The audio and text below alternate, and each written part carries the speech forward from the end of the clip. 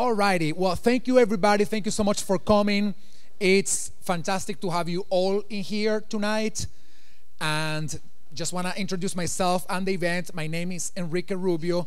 If you haven't seen my face before, you probably have seen many of my emails. And it's great to have you all here in this conversation about the future of HR, especially when it comes to artificial intelligence. With the Hacking HR events, we started last year. We did the first event in Washington, D.C., which is where I live. And the reason behind the events is that I wanted to make sure that the gap that exists between what's going on in the tech world and what's going on in the HR world continues to close and not to widen. And I think right now, the pace of change and the pace of innovation in the tech world is so crazy and it's going so fast that it's taking us more time, more energy, more resources to catch up with what's going on in the tech world, us HR people. So I just wanted to make sure that we could bring some value by having conversations around tech and HR. So we started last year in Washington, D.C., the first event. Then we came to New York last year as well, on November. And ever since, we've done events in Tampa, in Chicago. A couple of days ago, we had another event in D.C. We are going next week to Seattle and Vancouver.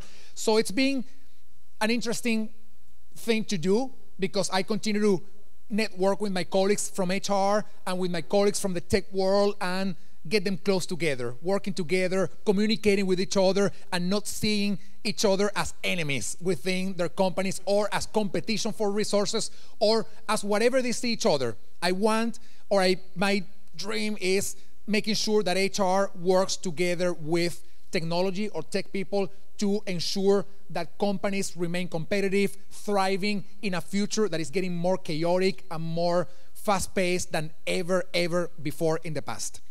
Anyway, thank you so much for coming. It's fantastic. We are live streaming this event on Facebook, which is, great. Hello.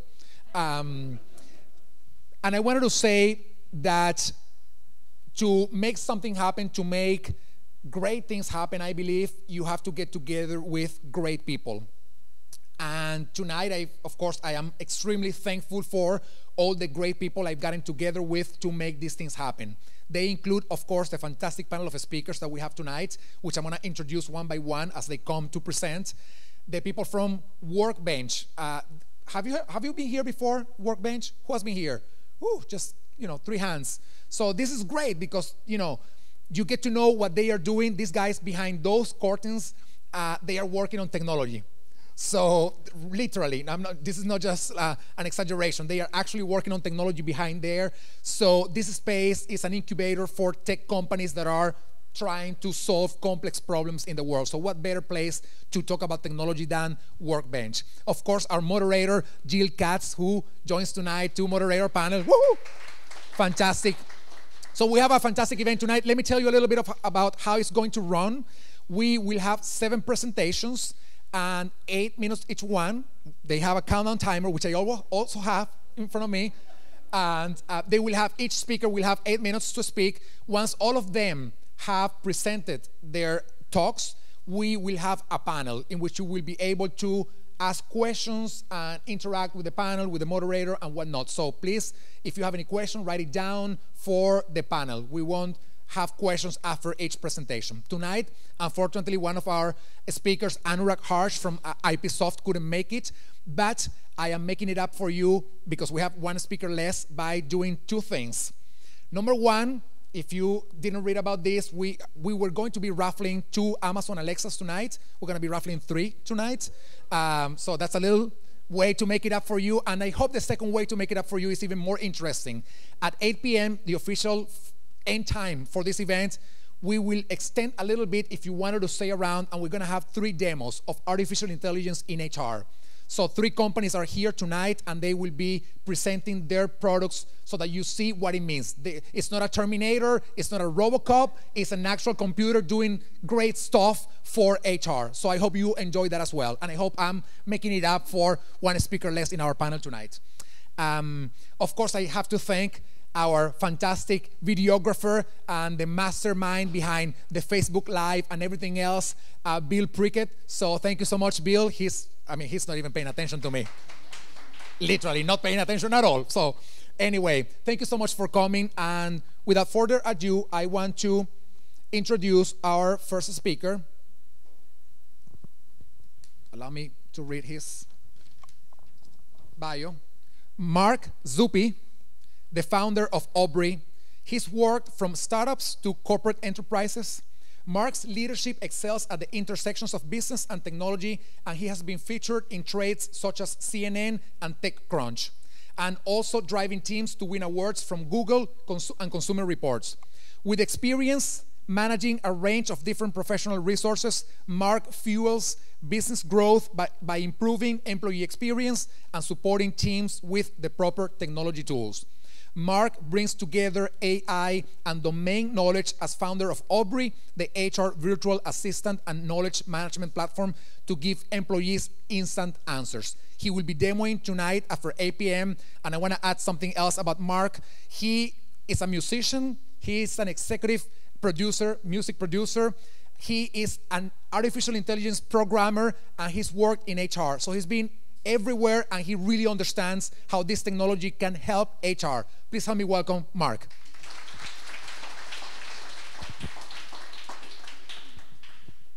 Thank you very much, Enrique and Hacking HR, for letting me speak today. Real quick, to get rolling, let's see a quick show of hands. How many of you are data scientists? Raise your hands if you like to do regression models in R on Saturday nights. Cool. Okay. Raise your hands if you're HR generalists, HR associates, coordinators, consultants, people. Very good. Okay. Now, raise your hands if you're fans of the Boston Red Sox. Oh. All right. I know that I don't have any friends here.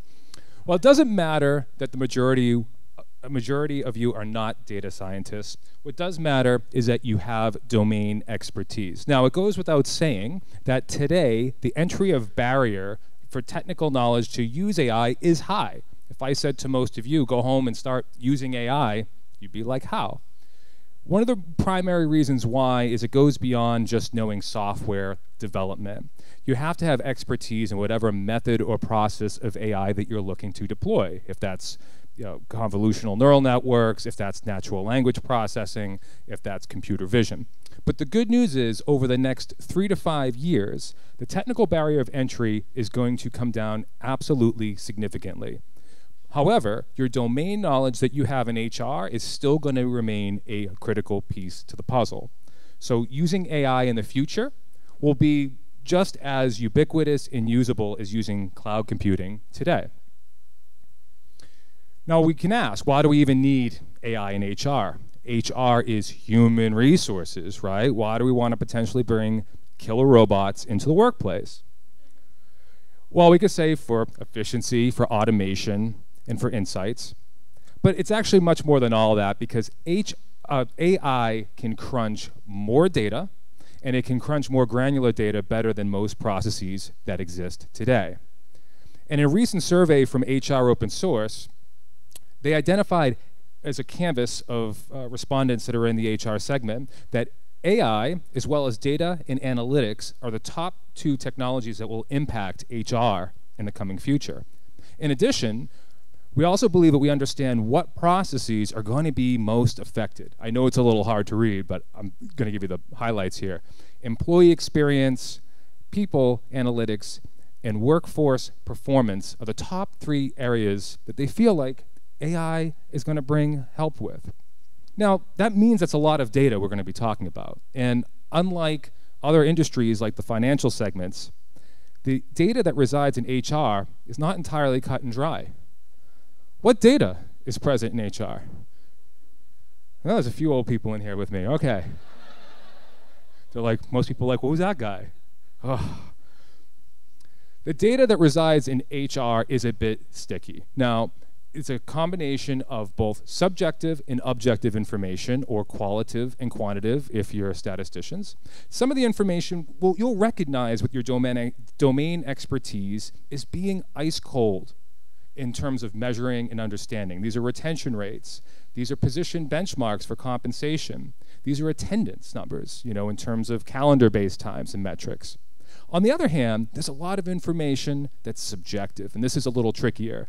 Pulse surveys, exit interviews, culture surveys, numerical scores on performance reviews. And this is actually a bit tricky because sometimes this information likes to parade itself around as being objective, and it may not be. We have to be careful of assumptions. I had a fruit the other day. It was really good. It was called a plum granite. Anybody ever heard of one of these things? No? It's a cross, guess. It's a cross between a plum and a, no, apricot. Be careful with your assumptions. Really be careful with your assumptions. And when you're working with subjective data that parades itself around as objective data, take a few steps to try to validate and make sure that it might be credible and consistent. For example, when you're gathering the data, consider using a third party to compare your results. You may be introducing bias in the process. Also consider secondary factors that could also influence results. If you're sending pulse surveys to your employees every Friday at 4:30, that's going to not only determine what the level of participation you're going to get, but what their headspace is when they're actually filling out this information. In addition, consider analysis. If your sample size is large enough, I found a lot that there are many people in HR that are working with growing and exciting teams with maybe 30 to 50 people. But if you have 8 responses, that might not be enough to draw a conclusion. If you feel like you have a conclusion, maybe take the step of getting respondent validation and sitting with a trusted employee, present your conclusion, and see if it makes sense and they agree with you. Now that's a good understanding of where we are at the intersection of AI in HR today, the data that resides in HR today. And I want to show you a couple of tools that are available that you can use without a high technical acumen. Now, I don't endorse these companies, I don't endorse these brands, but I think it's just a quick tour of some eye-opening tools that are available where all the technology is hidden underneath the hood. Text2Yo is a product that's familiar to many of you. It's a product that uses natural language processing to help HR craft job descriptions. It gives you tone and measurement and analysis before you ever post a job online. It can tell you if, for example, it's targeting the right type of people that you're looking to get it in front of. Another product that exists, there's many like this, but there's one called SeedLink. And they help you qualify and filter your inbound candidates in recruiting without using CVs and resumes. Built off of surveys from your internal employees and culture, you can help qualify or narrow down your inbound leads this way. Junko has a fun motto called the antivirus for gender bias. And basically camps out in Slack and in real time flags language that may not be conducive to an open and friendly work environment. Another product called Eva, kind of like Wally. Anybody know Wally here? All right, okay, at least a few. Eva is either amazing or creepy, depending on your opinion. It sits on servers and reads emails and gets the sentiment of your employees and determines if they're feeling good about their job or if they're going to leave to help you engage employee attrition before it happens. Finally, there's a tool called TalentBin. This is by Monster, and again, there's competitors like it. But it proactively goes online and goes through different social media networks to bring candidates into you without having to post the jobs. It's rather interesting, and it uses a range of machine learning to locate them. So that's a quick tour through some of the products that we have today. I'm Mark Zuppi. I want to thank you very much for your time.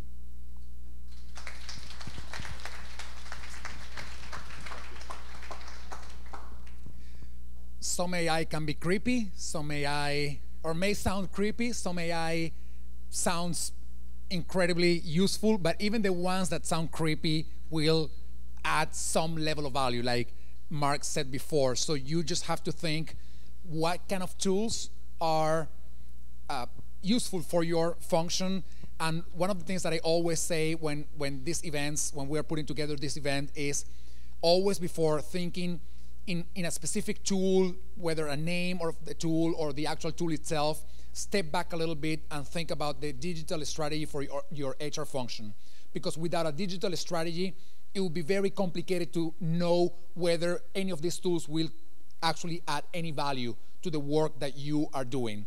So think about that, as you think about these tools and as you think about the event tonight and artificial intelligence, maybe reflect a little bit on your digital strategy if you have one at all. If not, I think that would be perhaps a good first step to start this tech work. Let me introduce the next speaker, Marianne Spatola. Marianne is the SVP and CHRO at Solix, and she is also a faculty at NYU. Marianne has over 20 years of extensive experience in the human capital area, focused on talent management, executive coaching, strategy, leadership, and organizational development in financial services, information technology, education, and professional services organizations. She's currently the CHRO at Solix. She has a master's degree in HR from New York University. Marianne is passionate about advancing the profession of human resources to become a business enabler and helping human resources professionals at all levels build the capabilities required to be successful in what she calls the new world of work. She accomplishes this by teaching at NYU at the graduate level, speaking at industry conferences, and actively participating on various advisory boards, professional associations, and nonprofit boards. And what is not here, she is, I have to say it, she is releasing her book very soon, Works in the New World, Careers in the New World of Work. And I also have to say this, which I didn't write down. She was recently awarded as one of the 50 most influential woman in business. Is that right? I got it right. So please help me welcome Marianne. Oops, sorry. Thank you, sir. And thank you for that very warm introduction. I'm delighted to be here tonight. Welcome to Hacking HR. So for those of you who are working in HR, how many of us are sick about the articles like Why We Hate HR? Right? That's what it's all about. So I'm done with that. And what I want to talk to you tonight about is how we need to really reinvent HR to be aligned with the business world, to be able to move at the pace of business in this rapidly changing environment.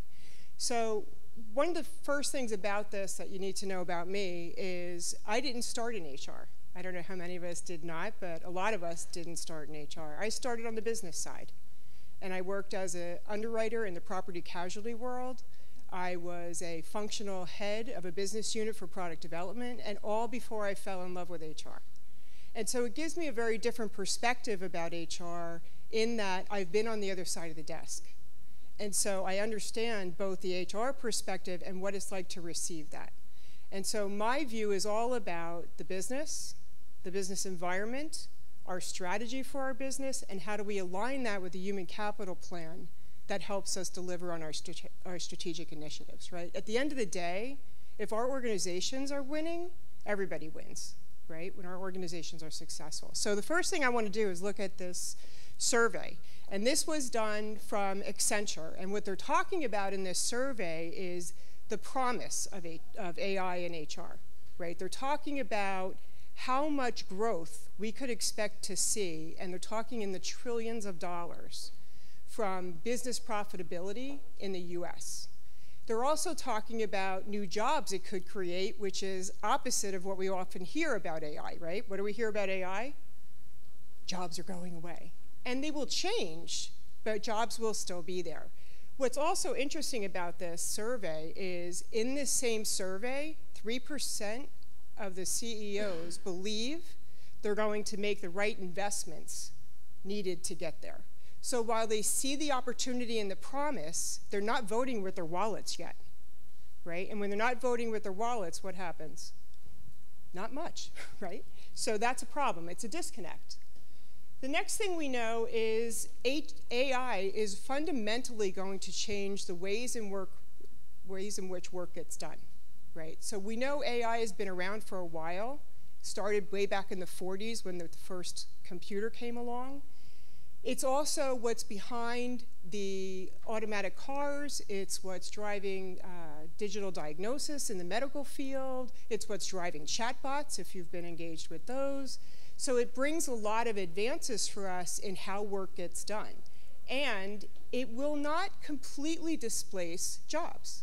They're going to change, and we'll talk a little bit about that next, but they're not going to completely go away. So what we know is once you start stripping out the routine, scripted, low-level task work that AI can do and bring great value in doing, what we have left is shift to creativity, to strategic thinking, to empathy, and things that humans can do but not machines. And so my view is once AI really takes hold, and we're starting to see it happen, is human resources will be more human than it's ever been before. And how do we get ready for that? The other thing I'd like you to think about is how work is actually changing. So I want you to think task, not job. Jobs in themselves, right, we're all familiar with the famous job description, right? And we hire people into jobs. Jobs are being disaggregated into tasks. And then tasks go out on Upworks, Elance, TaskRabbit, because I can put tasks out to bid and get the best qualified person in the gig economy for the best price. So it's going to change fundamentally how work gets done, and we need to think about how do we really build new pathways for reskilling, for helping people learn how to work in a world where we have to collaborate with machines, and now your work changes dramatically, right? So the other thing about it is we have to lead differently, right? Leading in the world, in the new world of work where AI is involved is going to be a very different picture. What's left when you think about how humans work together and get their jobs done is all about collaboration and innovation. So this is another interesting survey, right? 66% of CEOs see this value in how AI can help HR, bring more value to the company. HR leaders see it as well, but in an HR professional association survey, 52% of respondents said it's unlikely they're going to invest. So here's another disconnect. Everybody's seeing the value, but we're not making the investments necessarily to capitalize on it. And that's what it sounds like. No thanks, we're too busy, right? This is the way it works. And this is what happens when you have slow change for a long period of time, like AI has been, and now it's here. So we have to get ready for that. These are the 5 realities, I think, of where AI will hit for us in HR and make the biggest impact. So clearly, artificial intelligence in recruiting, automation of those low-value tasks. You heard Mark talk about the employee experience, a personalized one that AI can help us develop. Having intelligent people analytics, that will shift dramatically, and the value we'll get out of that will be even better, as well as cognitive supported decision making. So 2 quick examples. The first is this little app you see here is a bot that is called Location Recruiting.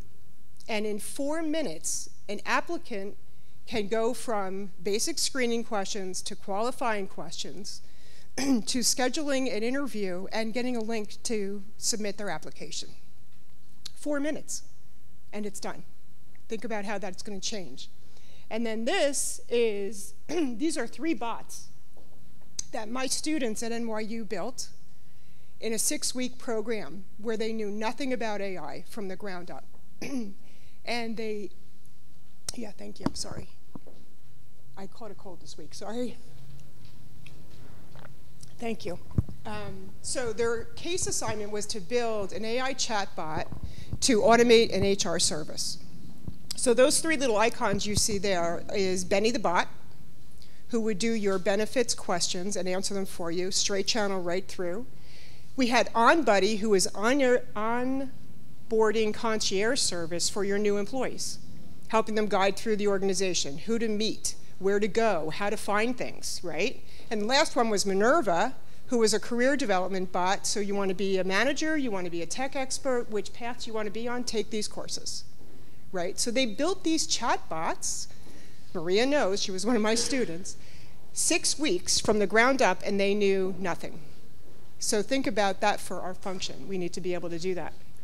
And lastly, I will leave you with what I believe the business processes and some of the approaches we need to take that need to change. So instead of reacting to strategy, we need to shape and lead strategy. We have to get off of these multi-year project kicks and get into agile processes. We have to learn how to run at the pace of business. Employee inputs become employee experience. It's not just listen to them, it's get them involved. And moving from performance management, we're seeing this evolution happening now into coaching for growth. So not rear view mirror, but windshield. And making sure that we know how to work with and collaborate with machines.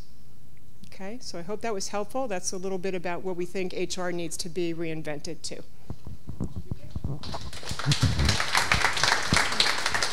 Thank you.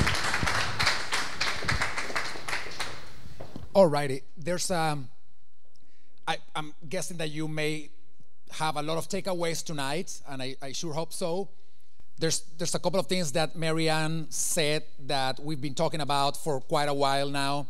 Is number one, artificial intelligence will disrupt a number of jobs. And when I say disrupt, it means it will put some people out of business. In the way their careers or their work is designed today. By one of the latest research shows that between 375 million and 800 million jobs worldwide could be replaced by artificial intelligence within the next 10 years. So this is pretty crazy. That is worldwide. There was a study by Oxford University in which they found that around 47% of the jobs in the United States could be replaced by automation and artificial intelligence within the next 25 years.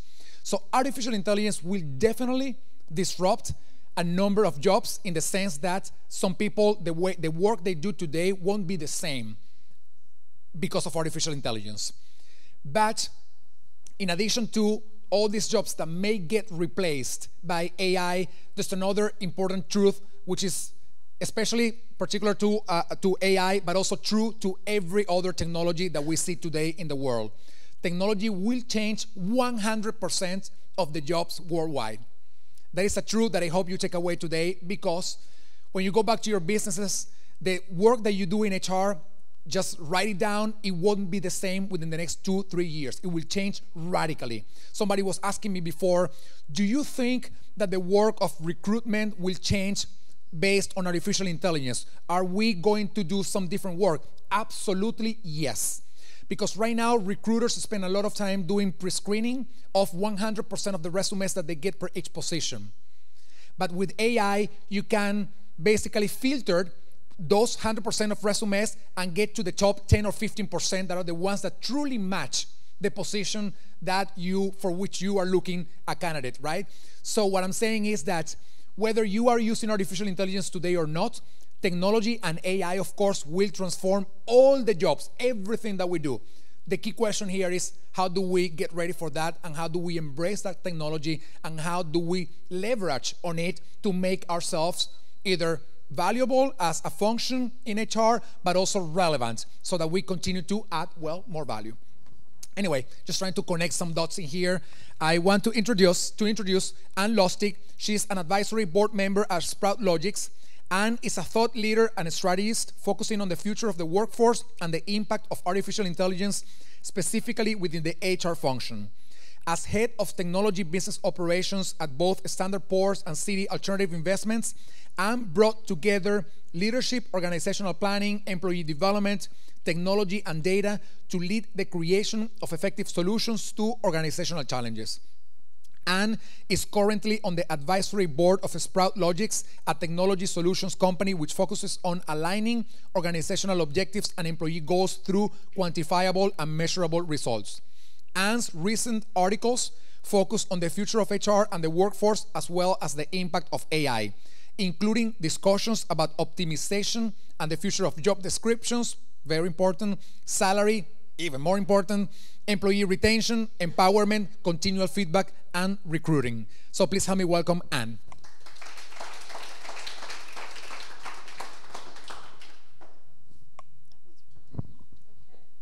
Hi, everybody. I'm going to just jump right in because I have a lot to say and I don't have a lot of time, so I'm going to also probably talk a little bit fast. I apologize for that to begin with. But I have to start by telling you that every single day I hear from human resources people. Every single day I hear about the concerns about the future. Every single day I hear that they're afraid that they're going to lose their jobs. Their jobs are going to be eliminated and they're going to be replaced by robots. I hear it every day. Okay? But artificial intelligence is here, and that's probably not going to happen so fast. And today I'm going to talk about how to stay relevant during this time of change, because I'm sure everybody in this room is a little bit concerned, and everybody wants to stay a little bit relevant, I hope. Okay. So, but before I even get to that, I'm going to go way back many, many years and probably date myself a little bit, and I'm going to tell you all a story about many years ago when we first heard the term the information superhighway. Does anybody remember that one? Okay, so we heard the information superhighway, the internet, going online, what have you, and there was a big buzz about that. And everybody was talking about it, excited about it, curious about it, and some people were also nervous about it. And at the time, I was managing technology training. So I went up to one of my senior managers and I said, hey, I have an idea. Let's teach people how to use this internet thing. Okay, now for some of the young people in the room, I know this is ridiculous. Right? Because you grew up with it, you can't even imagine life without it. But for those of us that are a little bit older, this technology was brand new, and we had absolutely no idea what it was about and how it was going to impact our lives. So I said this, and his response, believe it or not, was this: no need. It's just a flash in the pan. It's not going to last. We don't have to teach this to anybody. Seriously? Seriously, can you believe somebody actually said that? Is there anybody in this room today that can honestly say that the internet, going online, using text, using apps, using your cell phone doesn't impact your life? Anybody here? I want you to raise your hands high if anybody feels that way, because I don't think anybody here says that. Right? Because going onto the internet has fundamentally changed our lives. Somewhat for the better, hopefully. Somewhat's questionable. Okay. Anyway, so when I think of artificial intelligence and I hear what's being said about artificial intelligence, it's the same exact chatter. I'm hearing the excitement, I'm hearing the curiosity, and I'm hearing the fear. It's the same thing. And I can promise you that sometime in the near future, I don't know if it's going to be in 5 years or 10 years or in 15 years, somebody's going to be standing up here and saying, does artificial intelligence impact your lives? And if it doesn't, raise your hand. And nobody's going to be able to raise their hand because it's going to fundamentally change the way we are again and the way we live again. It's coming and it's here.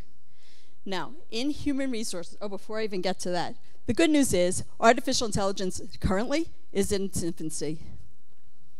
I look at artificial intelligence like a slow-moving train. You have two choices. You can resist it and throw rocks at it and say it's a terrible thing, but can you stop a train by throwing rocks at it? I don't think so. Or you could jump on the train.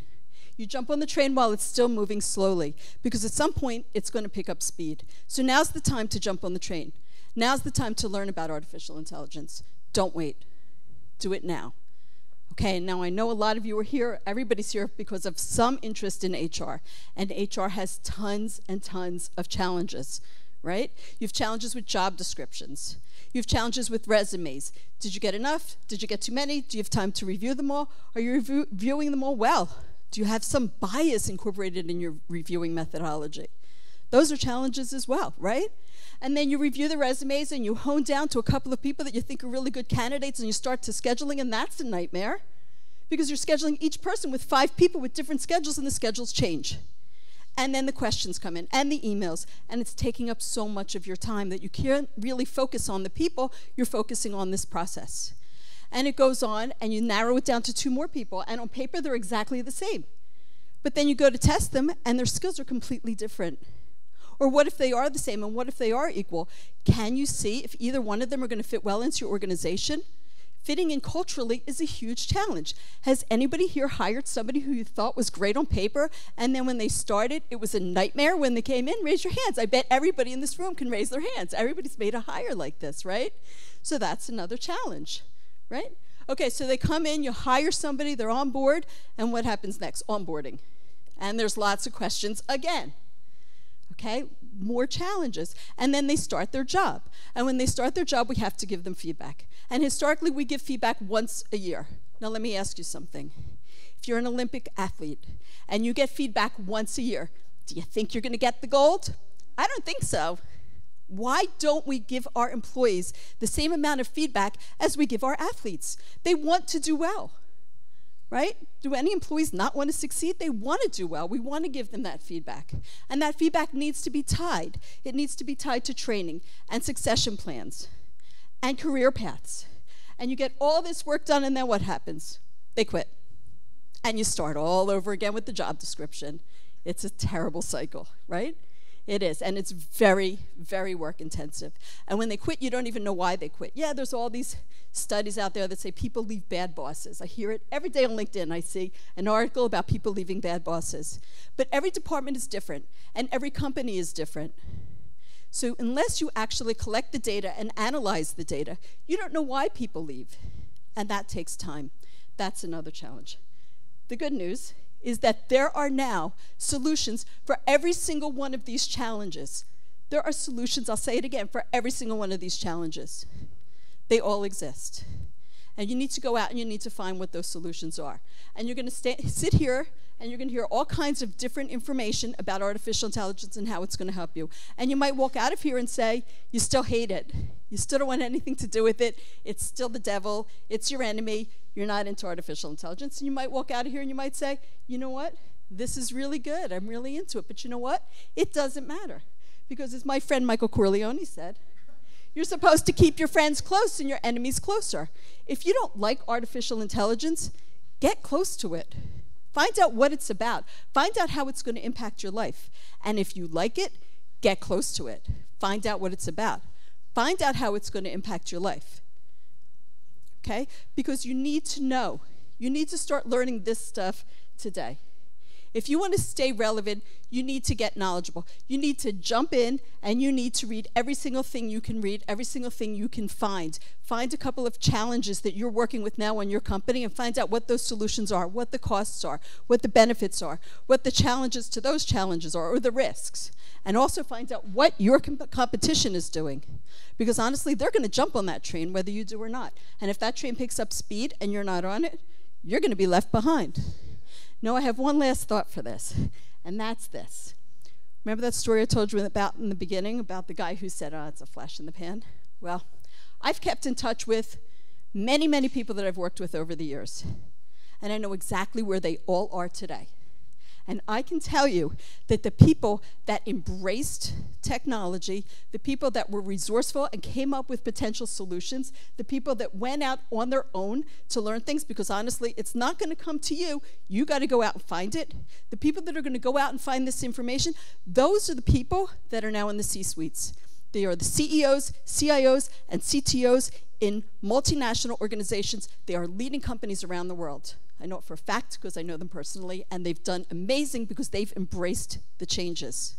And the people that have been resistant to change, like that one guy who said it was a flash in the pan, they're out of a job.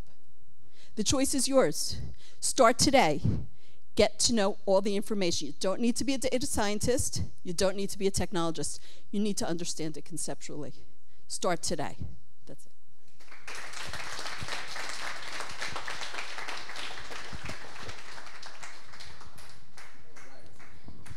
All right,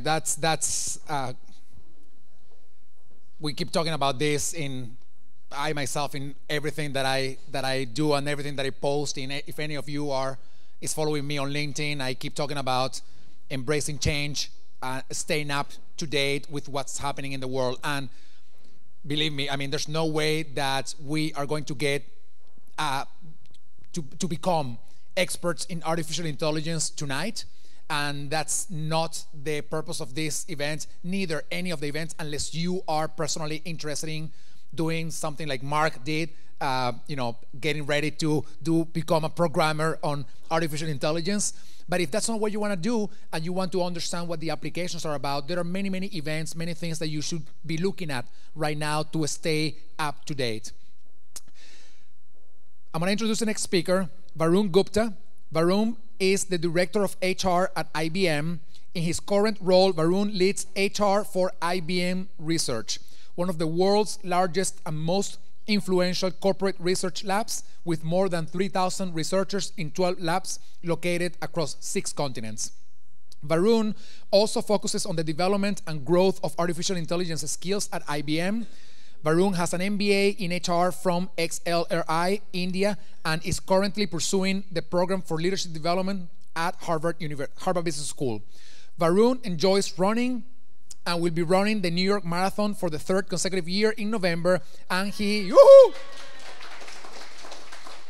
listen to this though, he is also going to be running the Boston Marathon in 2019. I don't know what's going on here, but please help me welcome Varun. Thank you. Okay, so good evening, everyone, and thank you for that warm welcome and the reception in New York City Marathon. It's a beautiful one. For those of you who have not run it, you should. So lots of great insights today about artificial intelligence, its impact on jobs, on HR. I'm going to start with actually this question: what is artificial intelligence? Right? I want us to kind of get a base understanding of what this technology is all about. And artificial intelligence is essentially trying to have computers do human-like tasks. That's the core of it. And when you think of that, why is that happening today? What's really fueling the need for machines to do human-like tasks? There's an influx of data. There's massive amounts of data that is being generated today through all technologies. There's an increase in the computational capability that we as mankind can see today. The power of our computers, I mean, what you have in your pocket and cell phone is a lot more power than a computer that had like 20, 25 years back. That's computational power. And the third is advances in the field like machine learning, deep learning, right? What is really machine learning? Right? Let me talk about that for a minute. What is machine learning? Because that sits at the heart of it. Think about a time when we've come from the era of computers, and computers were programmable. So which means you had to go from X to Y. You would write a program using some language or some code, right? So you want to do financial accounting, you write a program. You want to do banking, you write a program, right? That was the era of computing. What era we are in now with machine learning is where systems are beginning to learn on their own.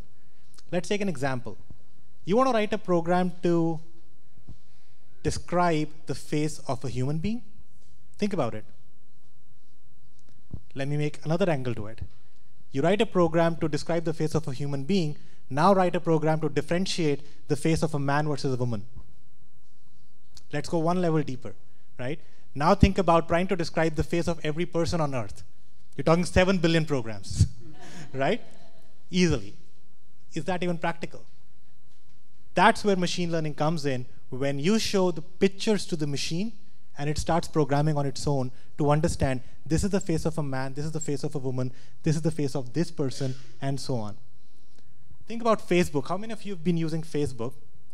And remember a time when you would put a picture, you would put a question mark and a name, that is this your friend, or, you know? That was actually image recognition in the back end. It was asking you to validate, yes, this is this person or not, and the machine was learning based on your inputs. So with that understanding, the example I just gave you was about image recognition, one capability in machine learning. Now go back, human-like tasks, vision. Can look at looking at an image and understanding it, right? Think about the use of image in pictures. Think about image in X-rays. Think about image in different elements, right? That's all machine learning. What are the other technologies? Speech. You talk to your phone, Siri, right? It understands what you're saying. So that again, speech, image, vision, these are all different technologies in AI.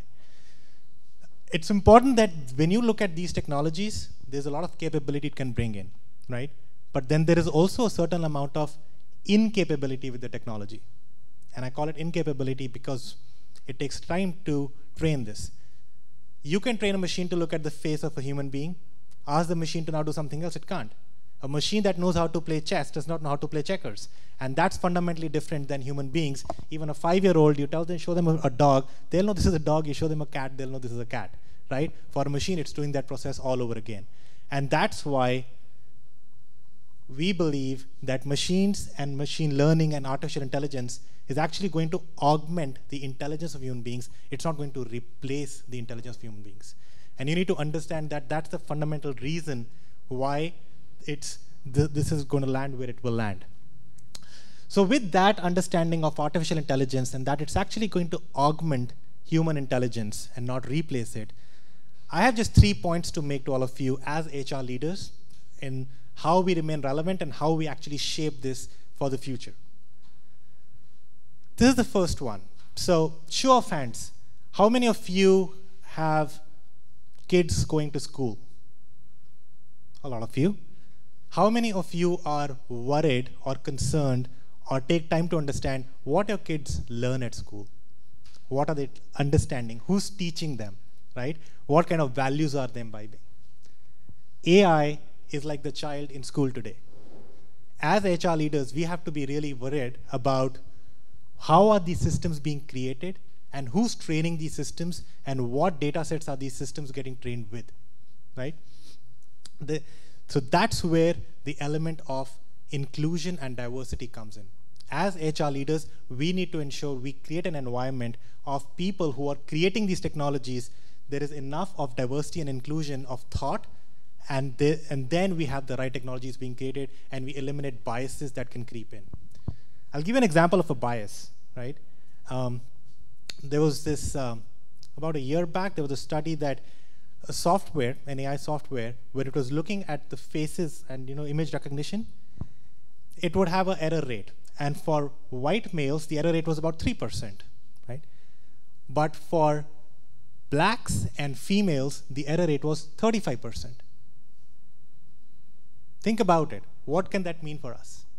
So when biases like this creep into this technology, it was because when it was created, nobody ever thought about so many details because there was not enough diversity when this technology was being created, right? And that's where, as HR leaders, play a big role in ensuring that the workplaces that we have diversity, and more importantly, have inclusion, that everyone has a way or a say in how this technology is created. That's my point number 1 to all of you. Inclusion and diversity is bigger than individual tech brains, okay?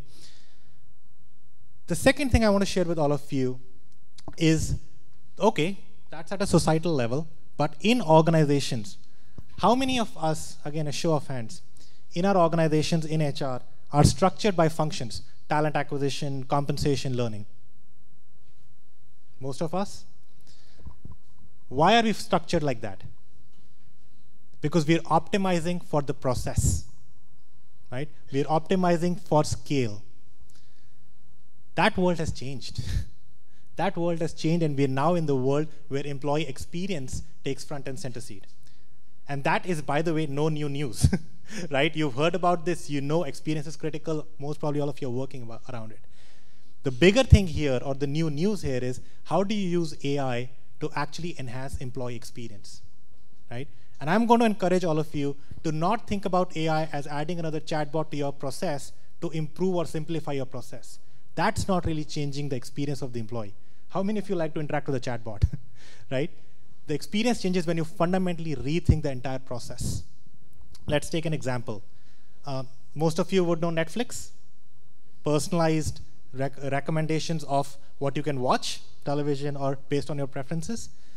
Use that into learning, right? So employees, if you have the capability to now provide personalized learning recommendations, you could use it on the same model of Netflix. I take a certain learning, and then based on that learning, you can keep giving more recommendations. Add another layer.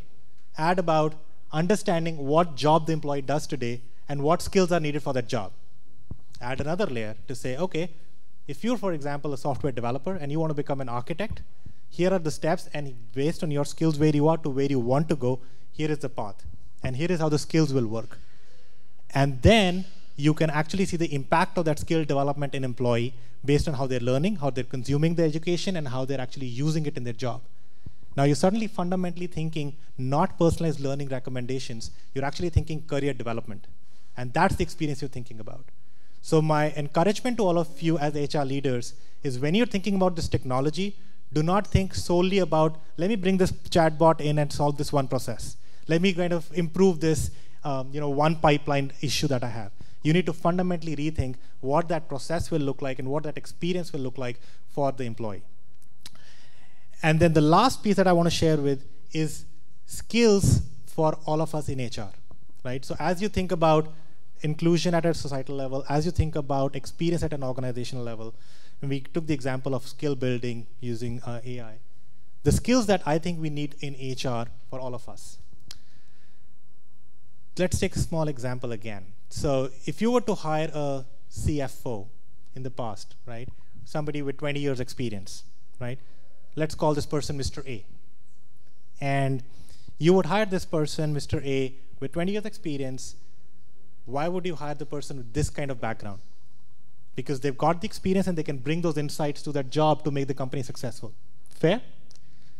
Think about time today when you're into actually you hire a fresh person from college. Call this person Mr. B, right? Okay, let's call this person Miss B, okay? And you hire this person in.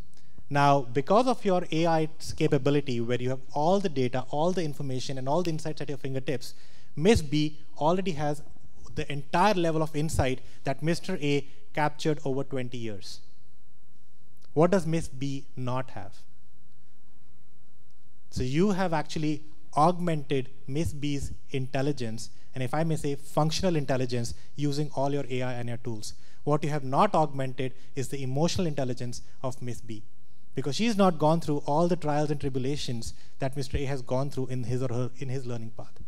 And so as HR professionals, I think the most important skill that you can pick up is that of coaching based on empathy to help your leaders and help your teams navigate this change. It might sound counterproductive, right? We're sitting on a technology forum, but we're actually talking about empathy, right, as the most important skill. And lastly is the element about personal learning agility. Get on the train, like the previous speaker said, get on the train. Do not hesitate. That's important. So let me end with to sum it up, I think at a societal level, inclusion and ethics, we play a big role. All of us as HR leaders play a big role, and we need to do this. At an organizational level, let's focus on experiences and skills of our employees. And at individual HR professional level, let's build our coaching skills and let's build personal learning agility. Thank you.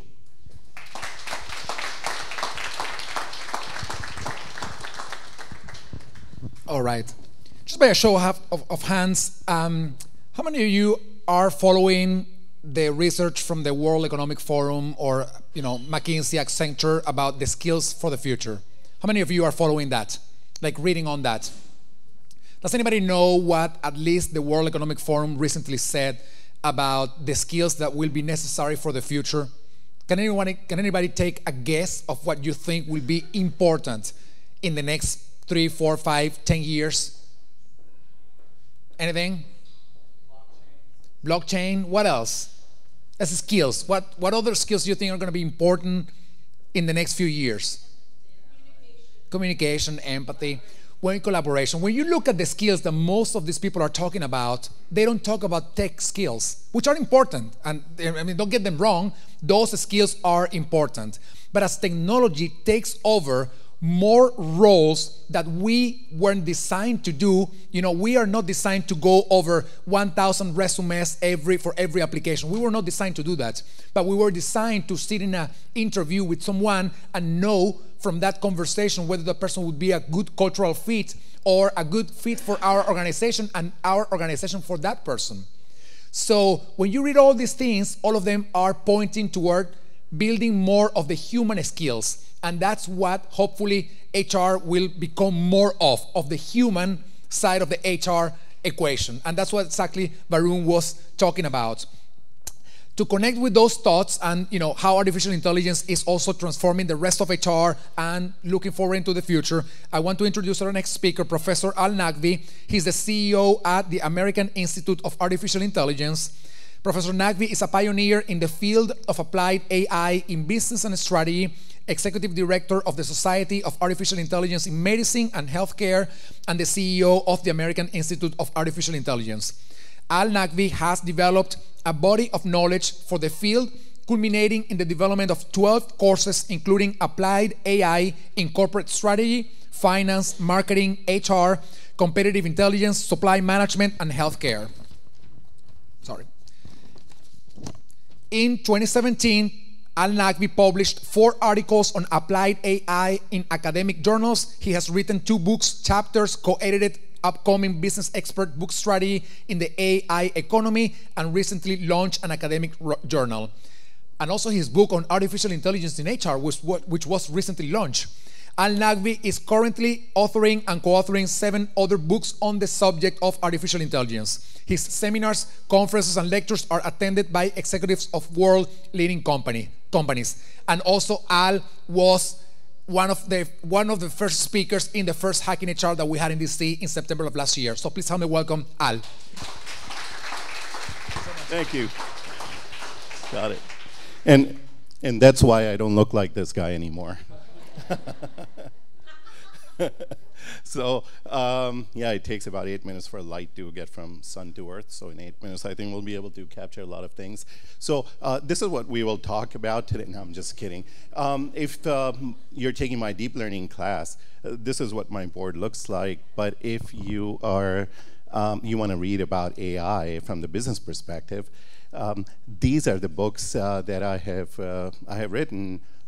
Beaver Bot of Yellowstone actually is my favorite one, because it's really simple, 40-minute reading, but it can tell you a lot about AI, and it's just a story. Stories are important because AI must translate into business value. That's what we're all about, right? So AI is just not about programmers. It's just not about mathematics and physics and all that. It's about really business value also.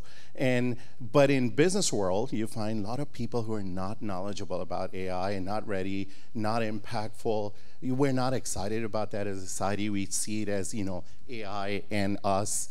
And that, I think, needs to change. And one of the questions that I get that tells me that we're not there yet is when I hear this question: can you recommend some tools, some software? Why? And my question to them is, really? Captain says, huh? Why? Because where is the strategy? That's me, by the way, in that suit, that robotic suit. Where's the strategy? I mean, what do you mean, where is the strategy? Well, this is how we force fit solutions. We go in and we see our processes and we try to bring something in and pull that in, or something like this. This is typically the favorite of consulting firms. They would bring in, put solutions, and then only 6 months later you realize that, this didn't work out. You really needed Siebel. Well, Siebel was not the right solution. You needed really Salesforce. And that happened all the time. So the problem is not the problem, it's our attitude towards the problem. Let's try to fix that. So there are 3 laws of Naqvi that I want to introduce to you. The first one being, let's start what happened. What's happening is that we have gone through 3 phases of Industrial Revolution. This is really known as now 4th Industrial Revolution, or cognitive revolution, that we have entered. Just about 2011, as he mentioned, previous speaker, that processing power, new algorithms, and a lot of data that we have, it has enabled this 4th Industrial Revolution. Some scholars think by 2030 we'll enter what's known as consciousness revolution, which means that technology will become very smart. It may happen, it may not happen, but for today, we definitely are in the 4th revolution. So what's different? In the 1st and the 2nd revolution, you had machines with fixed set of inputs, fixed set of outputs, and you can open the hood, you can check your car, fix the engine, and that didn't change pretty much with even information revolution. If something didn't work right, the programs that he was talking about, you could go in, fix the programs, and change few lines, and it would work. With AI, you're dealing with wide set of inputs, wide set of outputs, and you may not be able to fix this because these machines learn, adapt, optimize. They accumulate experience. They learn from it. And at this point, we may not know what's going on inside their minds. So in olden days, speed, reliability, safety, these were the things that were considered important. Today, intelligence is considered important. 10 years ago, you wouldn't ask if you're buying a car, would it drive itself? Today, you may ask that question. We have intelligent sectors, just something as old as agricultural sector, intelligent production, intelligent distribution, intelligent in R&D. New molecules are being discovered by pharmaceutical companies today automatically by using AI. So the entire intelligent enterprise concept is right there, and that's why strategy is important. The first law is intelligence is the new competitive advantage. So keep that in mind. Intelligence is the new competitive advantage. Second thing is reflexive creativity is important. You cannot just ask the question, which software can I implement to gain that competitive advantage? This is not ERP, this is not CRM.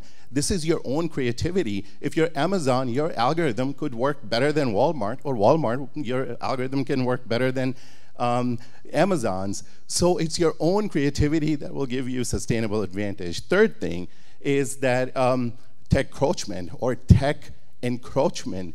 So the companies that you heard about from previous speaker about who are not investing in AI, well, you know what? Don't do it. You'll be outsmarted by some startup that, probably his firm, the first speaker we had, who would go in and take out a major company.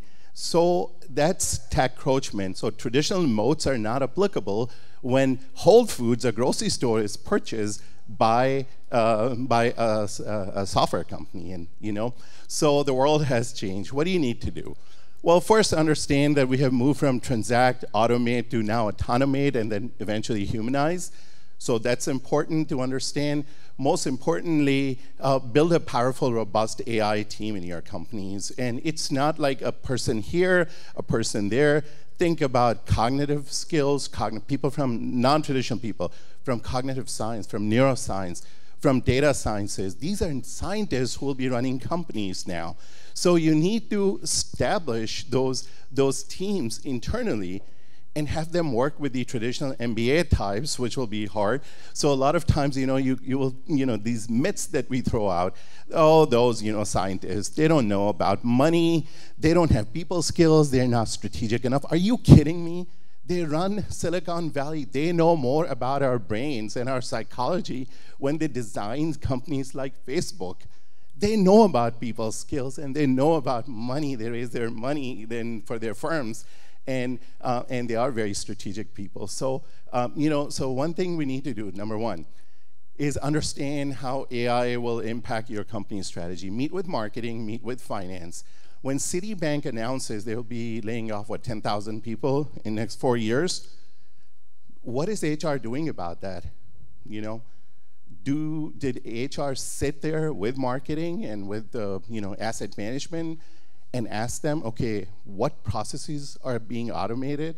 How are they automated? Who will be responsible for that? What's the risk? Probably not, because there is no strategy. Remember, we're asking about solutions, we're not asking about strategy. So the first thing is, go and meet with these departments, develop your own plans, finance, marketing, sales, work planning, legal issues, all those things. You have to have a plan for transformation for the next 5 to 10 years. Second thing is, learn how to use AI in your own function. Obviously, this is a fair question to ask at that point, that what software can I use, what solutions can I bring in at that point. So I have 22 seconds left. Light is getting to the moon now.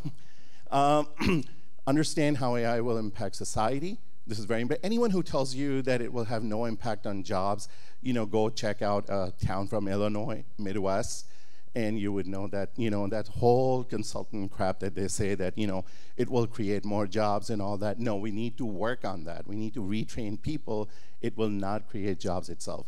And fourth thing is develop clarity on how it will impact your careers. So know that your careers will get impacted. These are the 4 things. I've covered them in my book. We offer courses on that, and thank you so much. 8 minutes, 20 seconds. Thanks.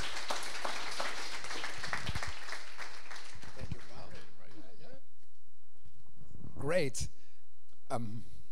Thank you, Al, for coming to our events. It's great to have Al in. I hope to have you in all of the events that we have. Anyway, we have one more speaker for the night, and then we're going to have the panel, and I'm sure you may have a number of questions, and I hope you do. So please get those questions ready for when the panel comes. So allow me to introduce our next speaker, Jean Meister. Jean is the founding partner of the Future Workplace, an HR advisory and research firm.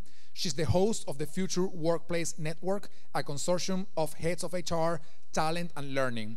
Jean's most recent book is The Future Workplace: 10 Rules for Mastering Disruption and in Recruitment and Engaging Employees. Jean is also a Forbes contributor. Some of her articles on the impact of AI and in HR include AI plus Human Intelligence is the Future of Work, How Using AI Creates an Enhanced Candidate and Employee Experience, and How Artificial Intelligence Will Transform the Employee Experience. Currently, Future Workplace, where Jean is a founding partner, is conducting research into the impact of AI on HR and creating an online course which is already ready. It's a 5-week program that you can sign up for starting in September until October. We're going to be sending out that information in an email tomorrow, another email tomorrow. So they are currently developing online courses on AI in HR entitled Using AI for HR. So please help me welcome Jean.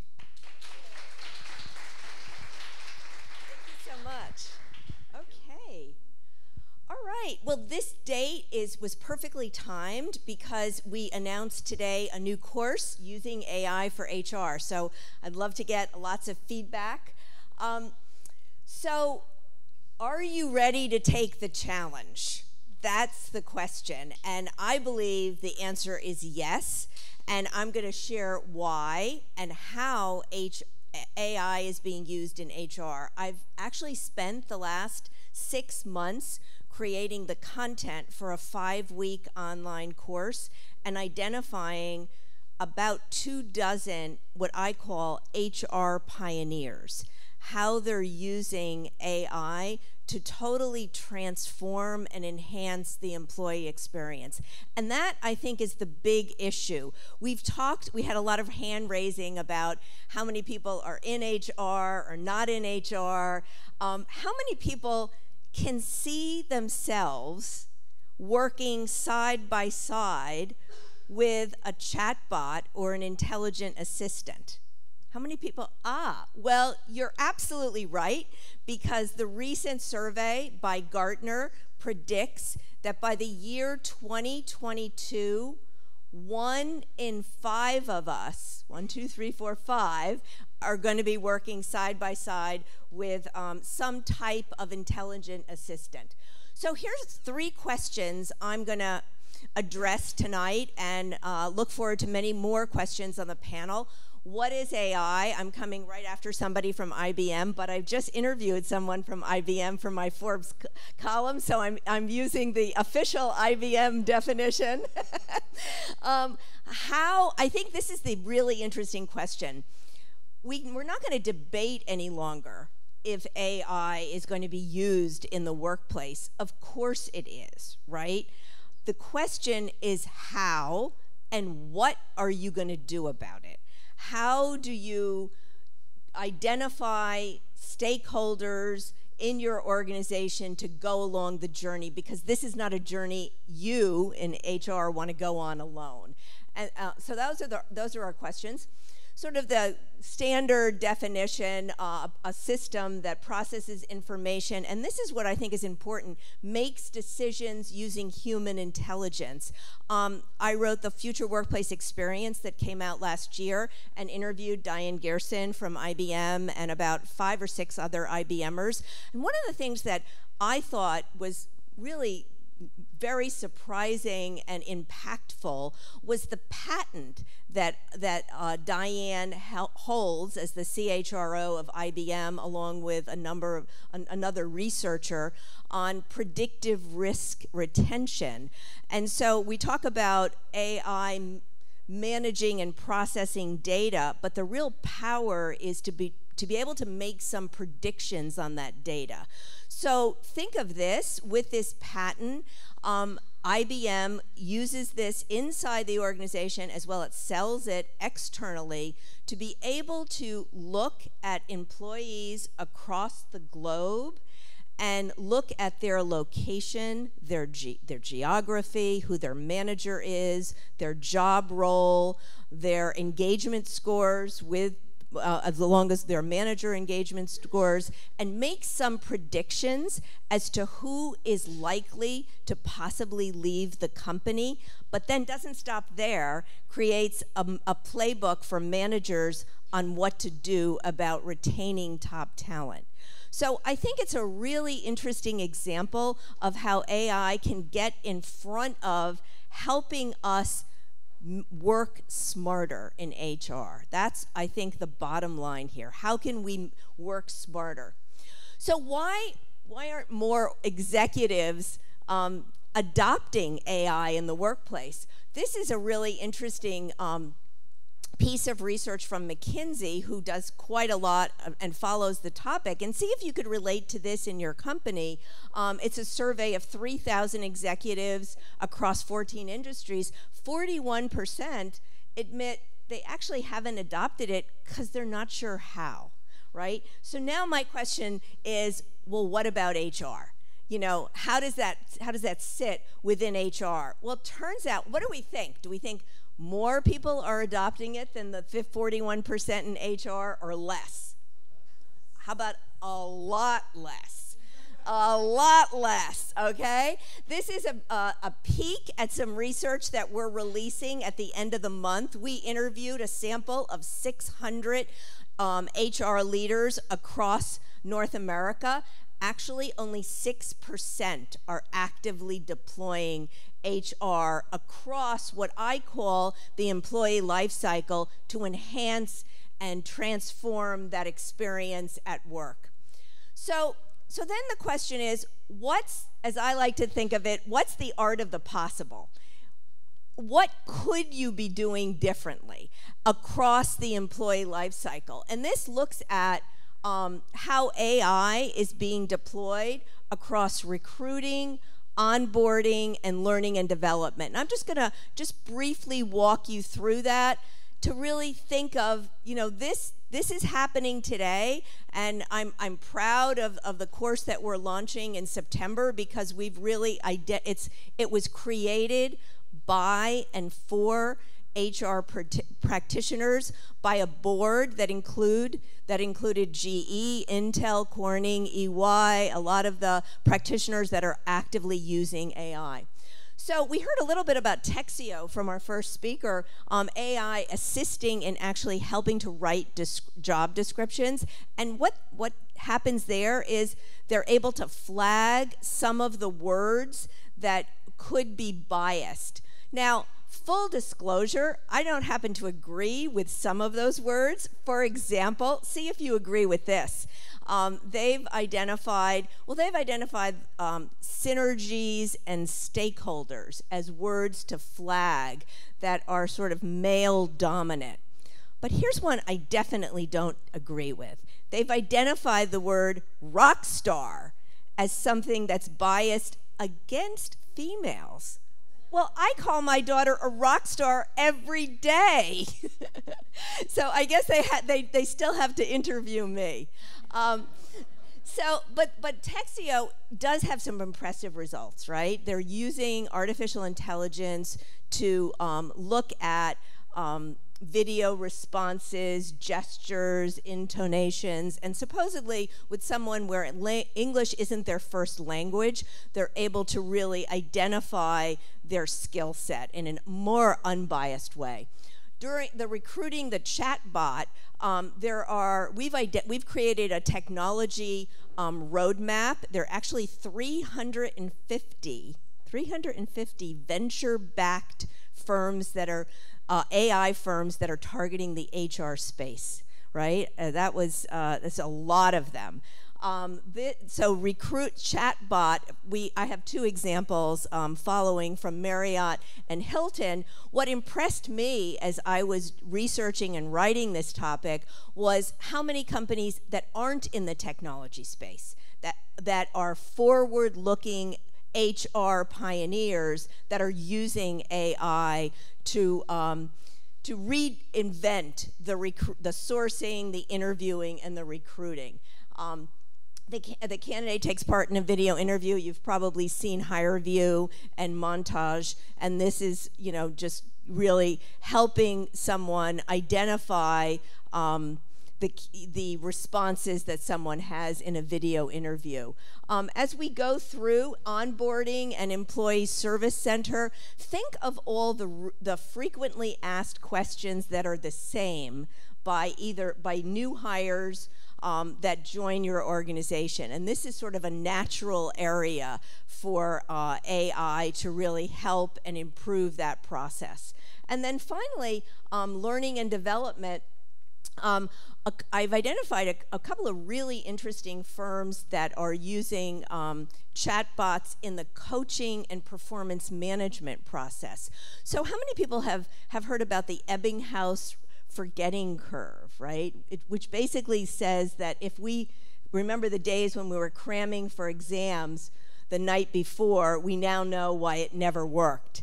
Right? Because the more information you cram just the night before, the easier it is to lose it because you're not reinforcing that information. So there are a couple of really interesting firms that just do chatbots for learning reinforcement as a follow-on to face-to-face classes or online classes. So that just gives you just a sneak peek, right, of the possibilities of doing this. So now let's say you're going to say to me, okay, sounds good, but I actually want to see it in action. Well, you can do that, right? So here's my suggestion for you. Go online and pretend you're applying for a job in either Marriott or Hilton. And guess that's what I did when I wrote the Forbes blog on how AI is transforming the candidate and employee experience. So go to their career site and guess what you'll find? You'll be quickly introduced to MC, the Marriott career chatbot, and Hilton, the Alley chatbot. And they're going to just ask you some quick questions. The chatbot will, like what kind of job, where, your location, what are your skills, here's how you upload your resume.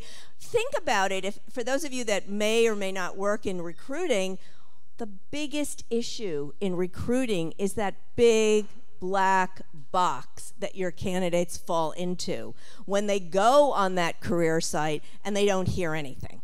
So it's an inspiration, and we don't have to think about what it could be. We can actually experience it for ourselves, right? And so with Marriott, they created that was a homegrown creation. With Hilton, they used an outside firm called Alley O, based in Silicon Valley, for creating that chatbot. So what can you do to be an HR pioneer in all of this? Well, I think there are some, just with any other big change management program, that's what we're going to think about. How do you create the urgency that this is something you want to experiment, pilot, create a proof of concept? The best way to create the urgency is to start collecting some data on what are those routine, how can AI be used to transform key functions within HR? How do you educate business leaders on what your vision is? Well, you form a cross-functional team because you don't want to go on the journey alone, right? You want to bring along IT, you want to bring along employee experience people or customer experience people, branding people. You want to build your business case because you're going to be faced with a build versus buy scenario. You certainly want to use agile and rapid prototyping. And then finally, how do you really massively communicate what you're doing? And then finally, that's a little bit about the course, and we'll be getting more information. I think to end with sort of one inspiring quote from Harvard Business Review, AI won't eliminate jobs and managers, but managers who don't use AI will be eliminated by those who do. So think about that, and thank you, and I guess I'll be joining the panel. Thank you very much. All right. We're going to have the panel right now. This is the sixth time that I run this event, and I was talking to one of our fellow speakers about the different generations, so to speak, that I get in each of the events that I am running. And it's interesting that I get a sense that there's a younger generation tonight here. I'm not, of course, taking any conclusion out of that. But what I'm saying, for those of you who are on the younger side of the equation, just getting into your HR careers, this is the future. Whether in HR or not, this is the future. So you will be adding incredible amount of value if you can master the skills that are needed to stay relevant on artificial intelligence and the number of other technologies that are transforming the workplace. A lot of people that I think should be here but are not here still don't really understand whether these things really have an impact on HR, and they do. They do. And what scares me the most, if I can be honest with you, is that by the time we realize, oh, this is really going to impact HR, it's already too late. And by then, there's another company from a couple people, created from a garage in who knows where, and that company is disrupting the industry that never believed that these things were going to change the workplace. Does it make sense what I'm saying? So go back to your works, to your offices, to your jobs tomorrow, and find the ways to master the skills that are needed here, because that will make you relevant, that will make you stay adding as much value as possible and needed in the workforce. I hope you do that starting tomorrow. So let me welcome the panel, which are all the speakers, but our moderator, who I wanna introduce. Jill Katz is the founder of Assemble HR Consulting, a boutique HR firm that focuses on organizational design, transformation, and employee experience. She's the co-host. If you haven't watched this, you gotta do this. You guys who are getting into your HR careers, you must get to watch this program, HR Leaders Live, every Wednesday.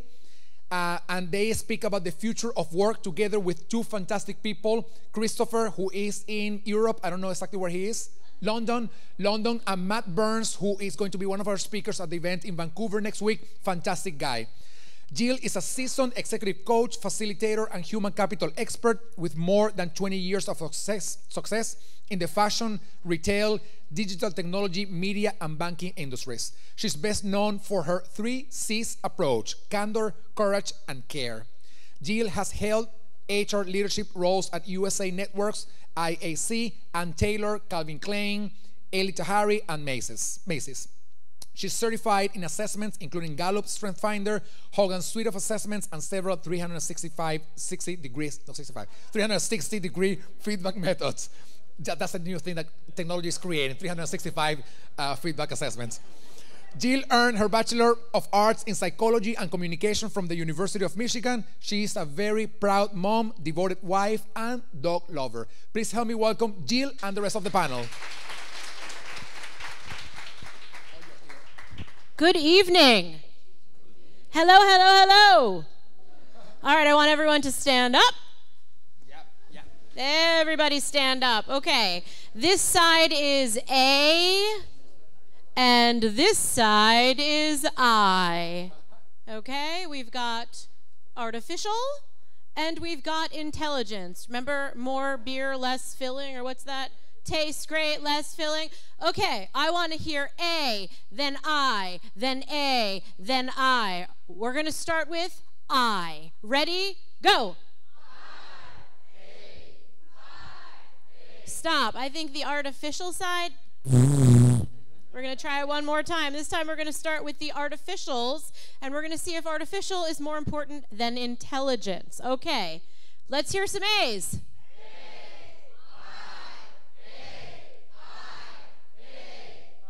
Okay, thank you. Have a seat.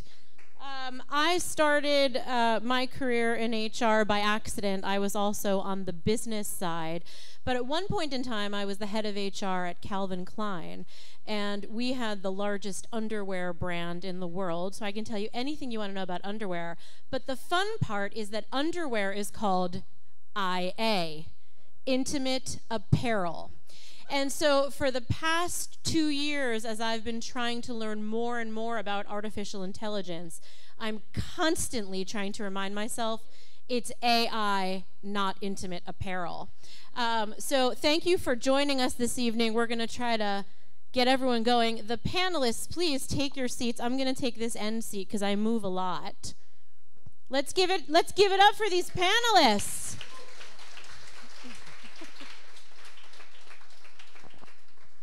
So imagine if you were asked to be an expert on a topic and stand in front of a group of 100 people you don't know and have a timer looking at you. That is what these people just did, so thank them. And the best part is, I don't have a timer! So we go much longer than 8 minutes. Two things that I just took away that I really need to think about and talk about. Number one, Jean, thank you. My daughter is a rock star too. She is a rock star too. And number two, I brought my husband with me tonight because I don't yet have my chatbot assistant. It's not 2022. But at some point, I won't need him to come with me. Yeah, Josh Katz?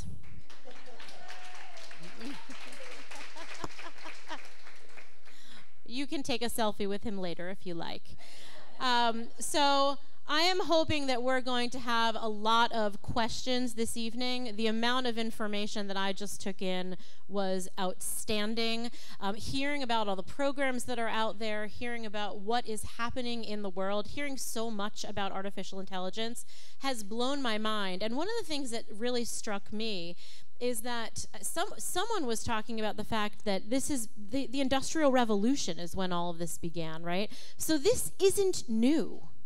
It isn't new that technology is doing something that is impacting and changing our lives.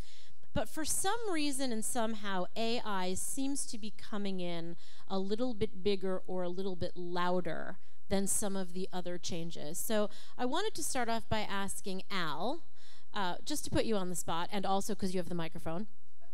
Al, what do you think it is about AI that is different, if at all, that is causing so much stir? So last time that human civilization had any experience with intelligence was when we lived with Neanderthals and we eliminated them. So we have really never had any experience with intelligence before. And in the sense that machines that we're building now, these will be, and these are intelligent machines. I know that IBM loves to use the word augmented, but that's mostly for marketing reasons. It is really artificial intelligence, and yes, it will have some impact on us. And the thing is, I think most importantly, is that that these machines, as I mentioned in my presentation, they're not the same way, they're not the same machines that we have had experience with. And we automated to a large extent, we automated physical movement of humans, like, and physical things. But this is the first time really that we are automating cognitive or the thought process. And that is very different because we really don't have, as human civilization, any experience with these kind of artifacts that we are creating. And I know that we're at an early stage at this point, but that point, that what can happen is important. And I think we all touched upon that, even, and about data sets that we're using to train, the bias that's developing and potentially can develop in machines. But who's taking account of that? Do we have an agency that's monitoring that? No. Do we have any global effort, coordinated global effort at United Nations level that's monitoring that? No. European Union is doing a little bit about that. White House issued 2 reports, but they were really brag reports, how good we are in AI. But beyond that, we don't have any governance. So that's my concern about that. Thank you, Al. Marianne, what would you add to that, if anything? I think what's interesting about how it's making its entrance is a little bit of what I had on my slide. It's been around for a while. And so we know how change works. It's like that frog in the boiling water. It just gets slowly hotter and hotter until it doesn't know it's boiling. That's kind of what's going on. And so now with the entry of big data, and we're really starting to see the value and the contributions AI can make, everybody's kind of going, yeah, it's slow, it's got its small start or whatever. The other thing I would say is I've been out on the speaking tour on this future of HR topic. I've been to Chicago, Virginia, Maine, and I'm headed down to the New Jersey conference. We're here tonight talking about it. My sense is our HR profession is paralyzed by it.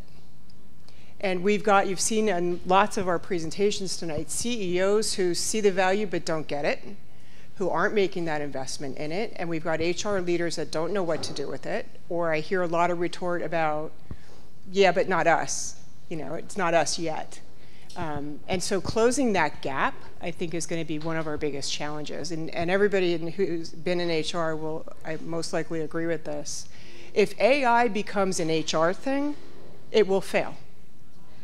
It needs to be a business imperative because of what's happening in the marketplace and how it will disrupt our businesses and how the disruption we're already seeing, right? Think about Airbnb and Uber and all these, billion-dollar startups that came out of nowhere. And at the end of the day, it's an app. That's what we're talking about. So I think that's the biggest thing that's going to hit. Awesome. Does anyone else on the panel have something to add to that question before I go out to this vast, brilliant audience of people who are drooling and waiting to ask questions? I'll just add one thing. I think that we talk a lot about how AI is going to automate key tasks, right, and activities, but we don't talk enough about what new jobs and new roles will be created because of AI. So I am, the optimist here to say I think there's going to be a lot of very cool jobs out there for HR professionals. And in researching for the course, I talked with the Center for the Future of Work at Cognizant Technologies, who has created a very interesting research report called The 21 Jobs That Will Be Launched Between Now and 2028 Because of AI. So there are things like human and machine training manager, forensic algorithm analyst, obviously UX designer, but there are many new HR roles that are going to be out there. So I think we have to look at this as a very exciting time to be working, number one, right? And to be in HR, because I think we can really have an impact. And it's not something you want to go on alone. I couldn't agree more. But the issue is how. I mean, it's, we can all nod our heads and say it's coming, and yes, it's important. And so I took a small stab at how by pulling together about 24 HR pioneers to share how they did it. So I think it's the how now that we're grappling with.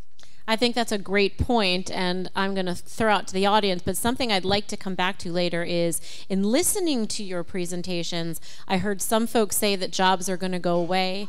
I hear some folks saying that new kinds of jobs will come forth, and I think that that is unquestionably one of the big things that's out there for conversation. So we'll plant that in our parking lot, and I will come out this way in the Sally, Jesse, Raphael manner, and ask, does anybody here have a question that they'd like to start with?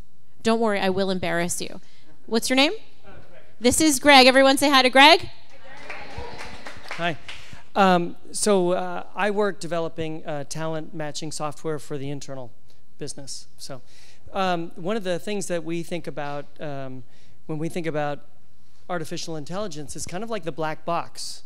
So we talk about prediction, and I think, Al, you kind of brought it up, and this is my concern, is who's going to be predicting?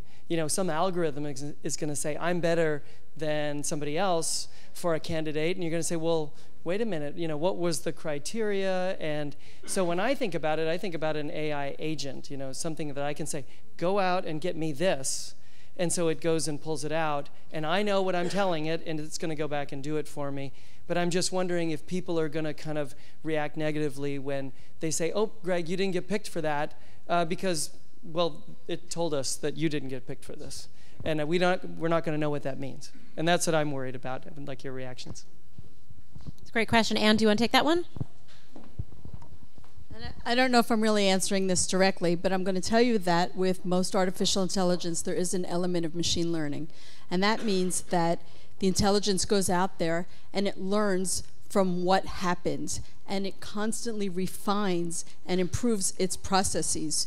So initially there probably will be a little bit of a learning curve and a little bit of negative experience. It's probably going to happen, and over time it's going to continue to improve.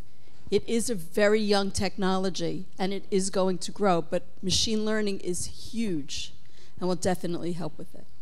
And I can add to that, because I think the core of this issue is really the trust and transparency in the technology. And it goes back to who's creating it, who's training these data, these technologies, and what data sets are we using, how biased and how unbiased they are. And I think that was my urgency to this entire team, that as we as HR leaders, when we work with technologists, we select people, we create environments which foster inclusion, allow people to have a voice, and allow people to create technologies that do not let these biases seep in, right? There was an example of, I won't name the company here, but image recognition, right? And it looks at the images, and it looks at the image of a black man, it says gorilla. It's outrageous, right? And how they changed it, they didn't change the code. They just put a filter on it that if it sees a picture of a black person, it doesn't say anything. That's not solving the issue, right? And that's when companies do like that, that the trust on this technology goes off. And when we start having these questions, what are we doing? And it goes back to the onus on all of us and the leadership to say, hang on. Who's really training these tools? How is it happening? It's a very valid question. You're thinking about this, think about banking. Think about healthcare. Think about where all this technology will seep in, and all your data is already out there, by the way. Make no mistake, all this data is already out there, and companies are using this. Yeah. So it's a big thing for us to keep in mind. Good question. I think it's very important that you brought up inclusion and diversity in your presentation.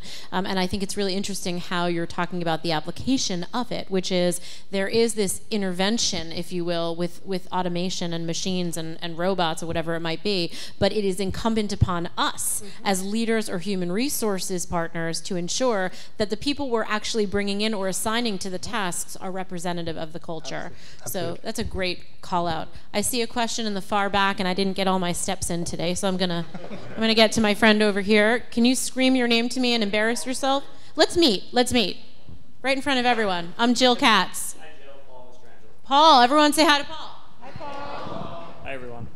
I just wanted to add on to this, what you guys were saying, because I've had some involvement in building an application similar, and one of the things I think that's really important is making sure that the results of whatever you're providing provide transparency about what the thought process and the algorithm was behind the scenes in order to be able to provide the why, right? So why was the person selected or not selected?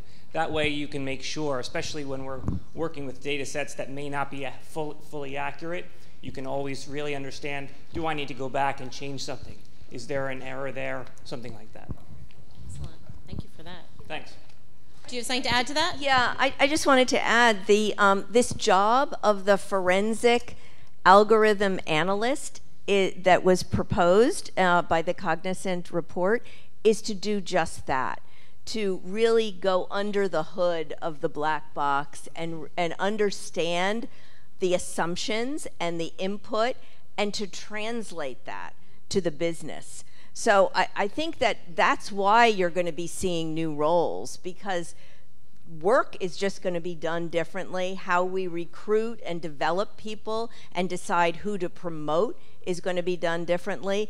And we have to ensure that we have a role and expertise in the organization that is responsible for overseeing that. A question in the front. Hi. What's your name? Sue Ellen. This is Sue Ellen. Hi. Hi. So inclusive. Unreal. Thank you so much for all of your information. It's really cool. I'm interested to understand how cost prohibitive this is going to be for small to medium enterprise. It's the area I work in. And I look at, I think from a HR perspective, how amazing. I'd love to have the bots next to me so that I can focus on the stuff that really matters. So I see heaps of potential. But to help our SMEs, who are, well, particularly where I come from in Australia, the largest employer of people, often technology is only really available to large organisations. So how can we be utilising AI for HR in smaller businesses, please? Thank you. So this Marianne's going to take this, and then Mark, I'd love to hear from you on this one as well. So interestingly, when I assigned that case to my students, that's what I was thinking. How are they going to do this without costing them money? So the truth of it is, if you go out today and Google AI services, there's a whole host of them that are free. And that's what I did. And so actually, if you create a Facebook business page, you get Chat Fuel, which is their AI service, for free. And so if I was going to assign it to my students, I said to them, I better be able to know how to do this. So while I was building my syllabus and playing around with the case, I did my own.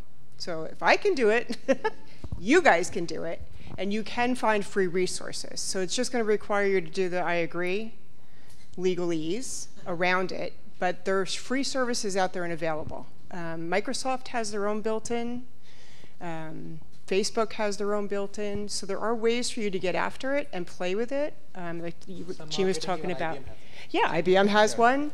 But become that HR pioneer. Try it yourself. Get comfortable with it yourself. You can actually do that. And then talk to your leaders in your company about what's happening around us, right? So it doesn't impact the business, or we get ready for it in the business side. You'll get more support for it rather than come and saying, look what we're going to do in HR, then look what we could do with the business. And here's what I can do with HR, right? Make that connection and drive it. I think Mark. And Mark's going to take it. Sure. I mean, I would at least see that there's probably 3 tiers that you can probably easily define now. That's what's going on. So if you're in a business and you're like, how can I bring this in? If you're a large enterprise, thousands and thousands of employees, and your business is willing to expend hundreds of thousands to millions of dollars of capital, there are large consultancies, and they'll bring in amazing talent that can build these tools like we saw for the hotels, right, that are specifically catered for your business. Then below that, a lot of the big players, your IBM, your Amazon, Google, they all have platforms that you can start to build some of these tools yourself, right? And you don't have to have deep levels of technical knowledge. You might need some, software developers here and there to plug into. But for example, Microsoft has a whole chat framework. Again, IBM does as well. So you can build some of these tools that if you want to use just some basic decision tree type of logic, you can look at an interface without having any real deep technical know-how and be able to program this flow that this bot will now have a conversation with. And you just hit sliders, it goes to Facebook, it goes to Telegram, it goes to a web UI, and it feels kind of magical.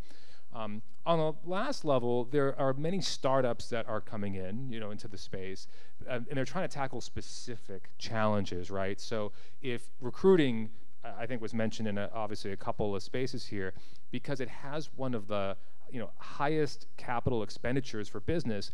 If you're going to start a company, that's a good place to plant yourself if you want to make money. And so, I mean, there are companies all over the place, especially in the recruiting space, that use AI that basically put that technology underneath the hood. So whether it's part of an ATS system and it's tracking, or from filtering processes, you don't have to have that technical know-how to get in the door. And I think what I would add, because I do remember, I was at the Hacking HR last November, and there was a great panel. Al, I think you spoke as well, but I definitely remember this one gentleman in the back got up and he had a nonprofit of like 500 or 600 people and fried everybody, because a couple of companies up there had these proprietary platforms that were hundreds of thousands of dollars a quarter to use. And he's like, I have a 700-person nonprofit. I can't afford that, so what do I do? And everybody sort of looked at him and gave sort of, but I think what's really interesting, especially now, even though it's been a few months, is a lot more of these products have come to market really rapidly. There's competitors, there's ways to get your feet in the door. And if you do want to build your own sort of tool. There are frameworks and ways to get your feet in the door with it.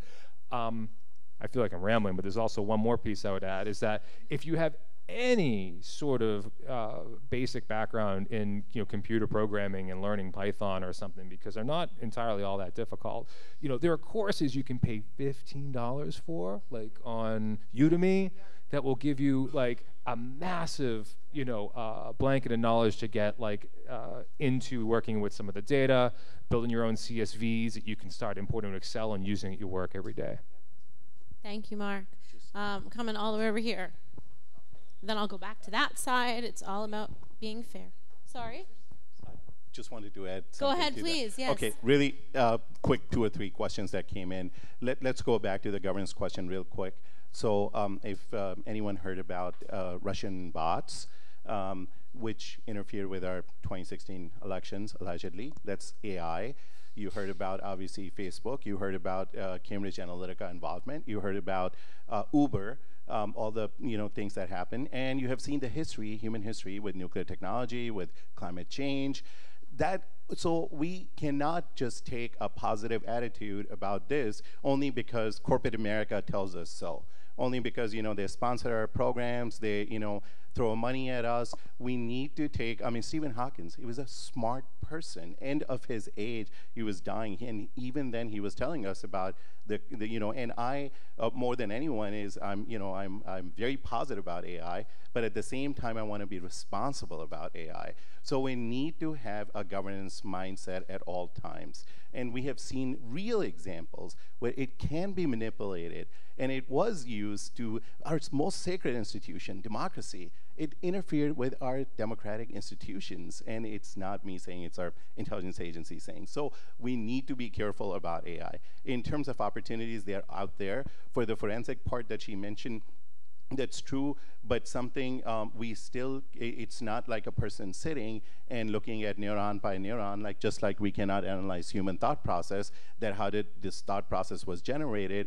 There is something that DARPA has sponsored now, something known as XAI, or explainable AI. Eventually we might get there, in which AI will be able to explain. At this point, there are a lot of applications. We just don't know what goes on in computer's mind at this point. Just wanted to clarify that. Thank you for that. I think that was a very good point. Sorry, my friend over here. Your name? Thank you. My name is Rohaya. I work with one of the big nonprofit in the New York area.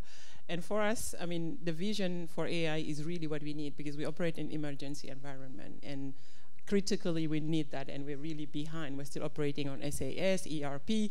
So typically, one of the main challenge is how do we get the right people when we need them tomorrow? So how can we make that jump to AI in a very effective manner? But cost is really critical for us, because we are member state stakeholders, and we operate like public sector. So we report in every penny we spend, because we really want to make sure our mission is really speaking to what we're doing. So it's it will be great to know how we can make that jump to AI, because we need it. Thank you. Anne, do you want to jump on that one? Anne, do you want to not jump on that? Jean, you want to jump on that? Okay. I think you should be thinking of it as a self-funded opportunity.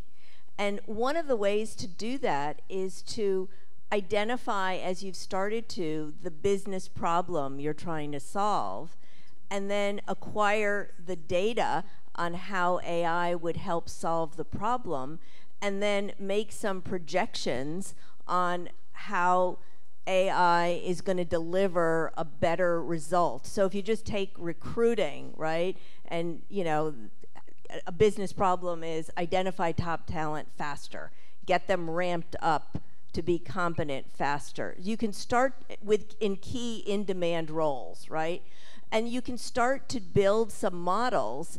And I think we want to be moving away from how much do we want to invest to how do we really spend some time thinking about the business problem we're trying to solve, and how do we think of it as a self-funded opportunity for the business? So I don't know, am I being too optimistic here? No, you're not. And I think that is the right way. And I think if you, the first step is curiosity, which I think you're already demonstrating being here. And if you go to many of these websites, many company websites, you'll see a lot of these tools available, which also give you examples of what is possible. And at very minimal cost. In fact, initial seed money is actually practically nothing because we're in the world of SaaS now. So you don't have to invest huge IT infrastructure. It's all on the cloud. So you can go there, test out some of these tools, pick and choose some of these APIs, and create a solution. And it's available right up there for use. So test it out, play with it, and I'm sure you'll be able to get to the solution you would like to. I would love to. I didn't want to go for more for marketing, but yes, I would love to. Sure.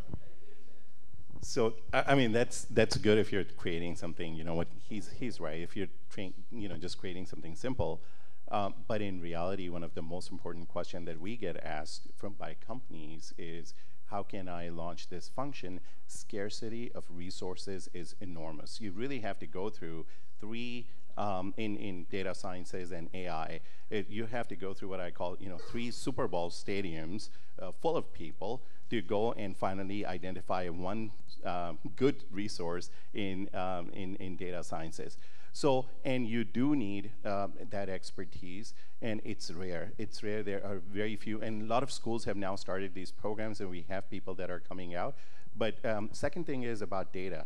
So just to say that, like get some data, well, getting some data implies that you need to have not only data, but also that organized data. So, data management function, which includes things like, data governance, data quality management, metadata management, master data management. So all of those things you need to have before you can start training your algorithms. Yes, your algorithm will be able to do something, but it may not be optimized or commercial or market ready or deployment ready if you don't have the right team. Then so organizing your data, then selecting the right algorithms so that which is data science's function. It's not easy. It requires investment, and it requires the right kind of resources. It requires the right kind of team, and even large companies and even large consulting companies are struggling with putting those teams together. So at a proof of concept level, yes, you can do all that, but in reality, to build a market-ready software and things like that, it's probably a little bit hard. I have to pass the mic to Anne. She's going to add. Yes, absolutely. One of the things, and this is a little bit of a different way of looking at things, but one of the things that I've noticed about HR is it's always considered to be a cost center and a burden. And it's very hard to get funding for some of the projects and some of the programs that you want to do because of that. HR has to change its perception. It can no longer be seen as a necessary evil. It has to become a consultant organization. It has to be internally consulting to the company that it works with. It has to be creating strategic plans for the organization, how the organization should be structured, how it can work optimally. That's how you get funding. You become worth it. And so you have to change the perception of HR, no longer take that second seat, behind everybody else that, oh yeah, we have to go to HR, oh, yeah, they want to talk to us about, policy, blah, blah, blah. Forget that mentality, forget it, and start moving towards being a consultant internally.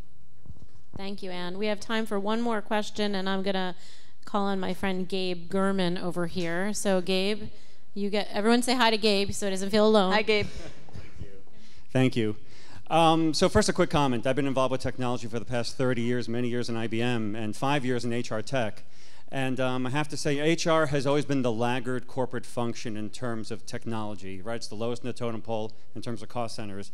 So how wonderful it is that in these past few years, we're going to events with the name of Hacking HR, Disrupt HR. It's about time that HR is getting the spotlight for this, which is wonderful. So, Gene, I stopped counting at 200 in terms of companies, technology companies involved with AI. And I hope I may sound insulting. I don't mean to sound insulting. But the majority of the technology I've seen called AI is not AI. It's just the digitization and automation of functions with enhancements and so forth. But is that okay? I mean, AI is a marketing term in a lot of cases. It's not the vision that, Gene, in your definition, Varun, your definition, and obviously Al, you as well. But is it okay to just go with the flow and use 350 companies calling it AI? And there's probably going to be 300 more. I'm sure. It depends. I think it depends, again, on the vision and the appetite that the HR department has. I mean, I think for those that have an enterprise-wide vision of how to really transform the employee experience throughout the life cycle, from screening new hires all the way to caring about alumni as they leave the organization, you're going to want an enterprise-wide solution, and you're probably going to, there's a handful of those players in the market today, right? Though they're, yes, they're in the 300, but the vast majority are a lot of the chatbots that we saw and talked about, companies like Texio and HireVue and Ally, and I guess the other question is, why are all the chatbots female? We can have because that. Because they're rock stars. Because they're rock stars, right, that's right. But I think it depends on your appetite for change and disruption in HR. And the bigger the appetite, the more likely you're going to want an enterprise-wide solution, and there are a handful of really good ones. But again, I think the challenge is how to make it self-funded, how to create a business plan and propose what you're going to do and why you're doing it and the results that are impacting the business of finding the right talent faster and more efficiently and improving the entire experience. I would just like you to comment on that, because certainly IBM is one of those enterprise-wide solutions. Yes, and so multiple solutions. So, yeah. But I do want to kind of comment on that. Thanks, Jean. The way I would kind of frame this out is that there are three things we need to keep in mind. One is the capability of the technology and the understanding of practitioners. There's been obviously a huge marketing wave and people thinking AI and robots are coming and suddenly there'll be a robot that will change everything. Even before something falls, we will get to know. Well, I mean, AI is about machine learning and deep learning and how machines learn over a period of time. Like I gave the example, a machine knowing how to play chess will not know how to play checkers, right? And we think a machine can do everything. So that's level one. Level two is the fact that AI is pervasive across different levels. So when you think of, you use Google and you just speak something to your phone, Siri or Google, being able to understand and respond back with an answer to you is also a form of artificial intelligence. And at the same time, if you look at AI at an enterprise level, when they kind of, your banks, they're able to look at all data for all the customers and come back and give solutions, that's also an AI element. So there is a huge element of pervasiveness at different stages. And again, it goes back to at what stage are we using and leveraging AI. And the third piece really about this is going back to what is the solution we want to create? What is the outcome we want to get to? AI is not going to solve every problem, right? But it is sufficient enough for us to help us be smarter about how we solve those problems. And that's why it's about augmenting and not replacing, because it goes to say, okay, you've got tools, you've got solutions, which are going to actually augment human beings on solving the biggest issues of the world, and not replace us. Okay, so thank you. So I have to cut us off. I apologize, but what I'm going to do is a final speed round, and this is going to be a challenge for this group. So. Candor, Courage, and Care. Check out my website.